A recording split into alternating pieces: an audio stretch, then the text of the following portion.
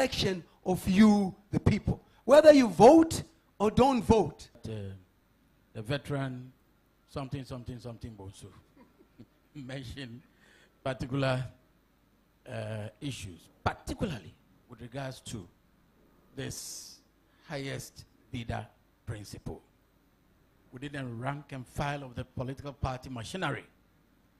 This problem has persisted for some time now, almost 2 decades or more, because it didn't start like that. And even though pronouncements are made on some corridors in officialdom about it, it still persists. It is time Parliament confronts this issue. Political parties are part of the problems. They are part of the problems. I say so without any fear or favor. And most of the times, members of parliament themselves, even though they know what the position is, except for a few people, including the Venerable Osechemen Sabonsu, who has consistently and persistently made this pronouncement on official platforms, most MPs are careful because they don't know what will happen the next time. For all you might know, they may gang up against you and then unseat you. But it is a matter that Parliament should address. Whether you initiate a private member's bill, howsoever you want to handle this matter, it ought to be handled. You have to. The same problem accounts for our inability to meet this minimum 30% threshold for gender in a number of parliaments across the globe. The IPU threshold of 30%. A number of parliaments have not been able to meet this threshold. What are we doing? Isn't it possible for political party to decide that, look, these seats, there's a lady on this representing this constituency. So this seat is a gender seat. Let all other political parties feature a lady on that particular, so that they will contest among themselves. But we don't do it. Again, it goes back to political parties. Parliament should confront this issue. How you do it, I don't know. You can introduce a legislation. The other pronouncement I wanted to make has to do with what, again, Honorable Osechi said about the shifting of the burden of proof. That is exactly so. The burden of proof in law would always shift where the facts are peculiarly within the knowledge of the suspected or the accused person. You are the only one who knows. So the principle of law is, thankfully the Constitution captures it, as he said. So it's a matter of enforcement. And a number of the investigative institutions use that strategy. And when they use that strategy, people begin to complain, oh, why?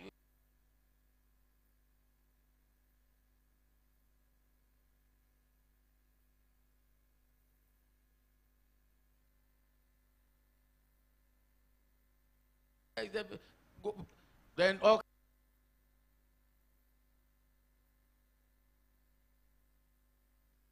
kinds of excuses are given. It's a matter of enforcement. And if they say, okay, state your source.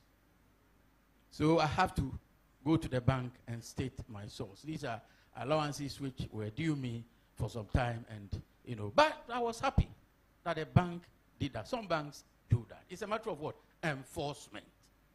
Oversight will strengthen this. I thank you. Thank you very much for your comment also, Clerk to Parliament. I recognize the Honorable Shakir from Kenya.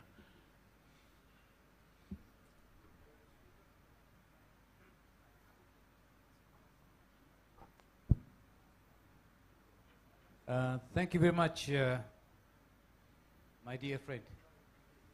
We have known each other since 2007, if you remember. The biggest problem that you have highlighted, and it's one that we will continue to highlight, is the issue of how we are going to have parliamentary oversight.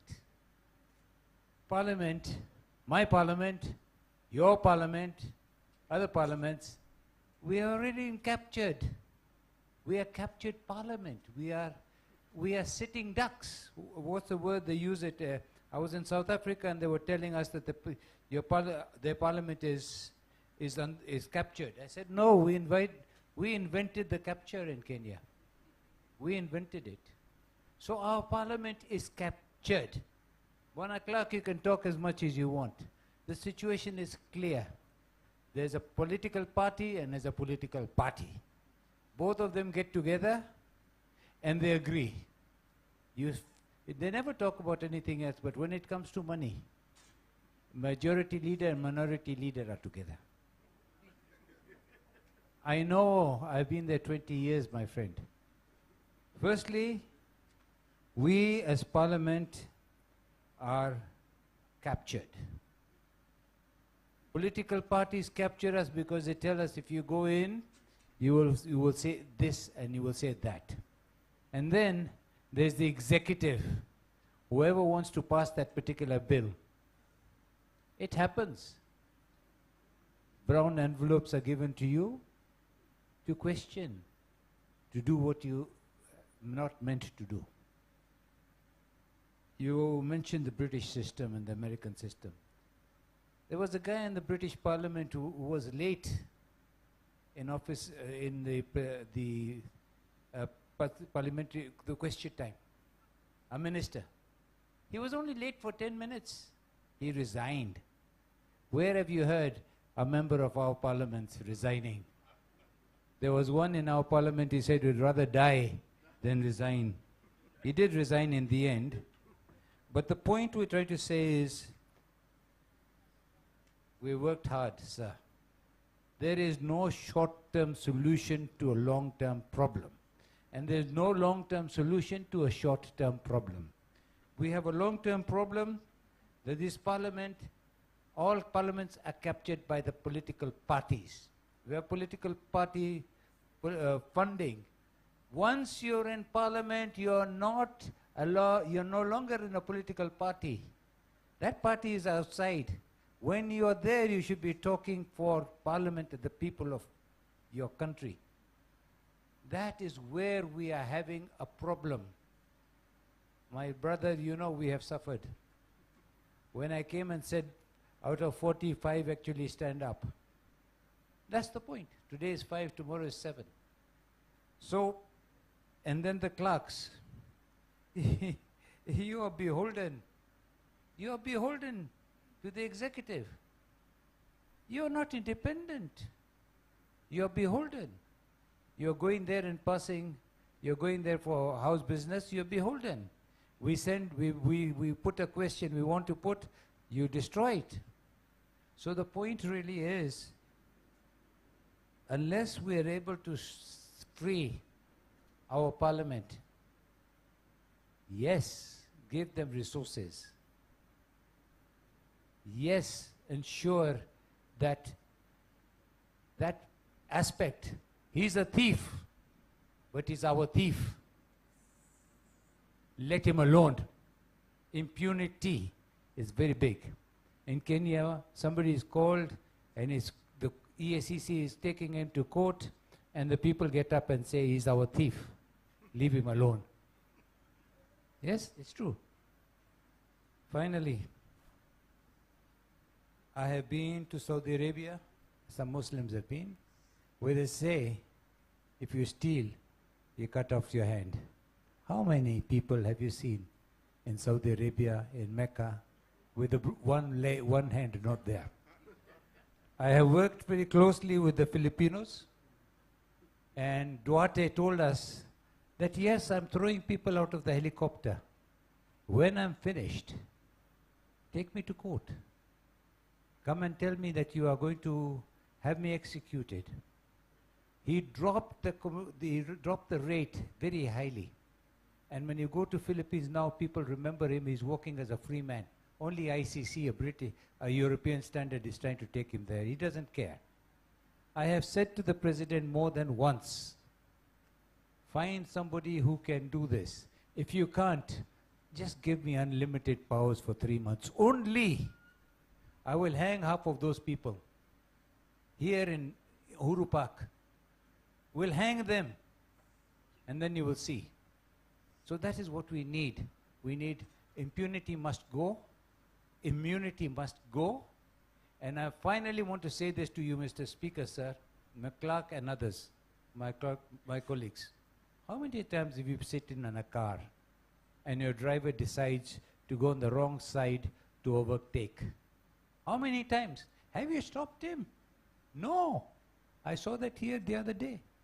And finally, Mr. Speaker, sir, Mr. Clark, there is no worse corruption than corruption of time. We sat here since 8 o'clock.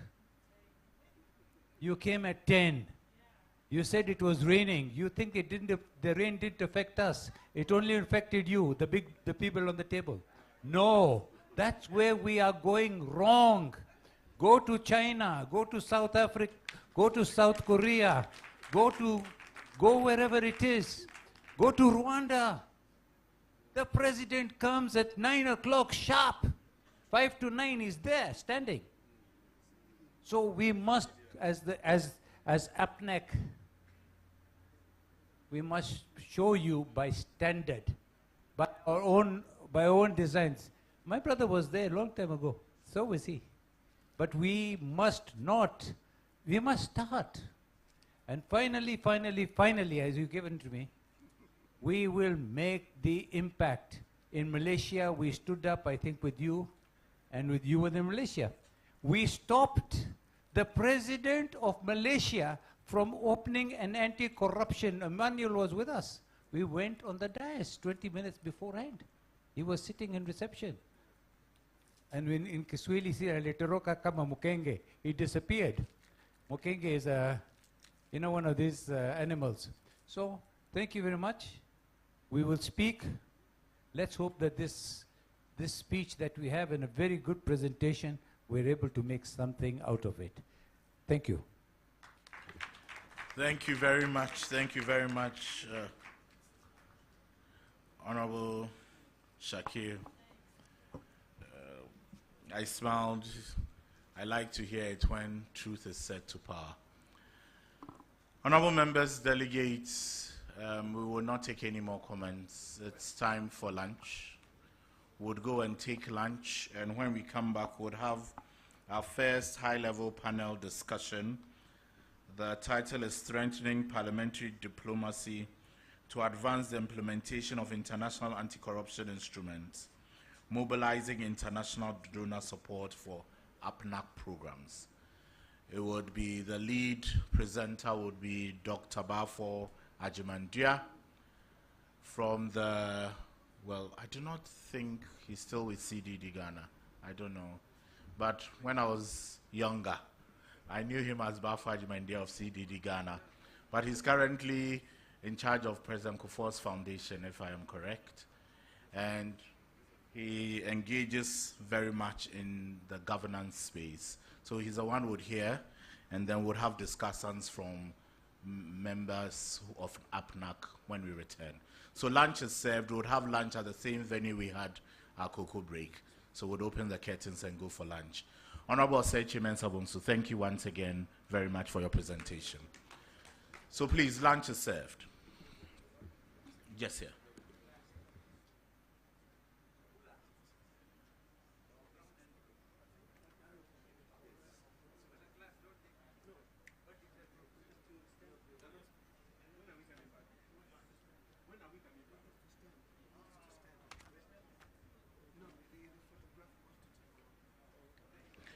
Please, it's 3 o'clock by my watch. Because we are running slightly late, we'll have lunch for just 45 minutes.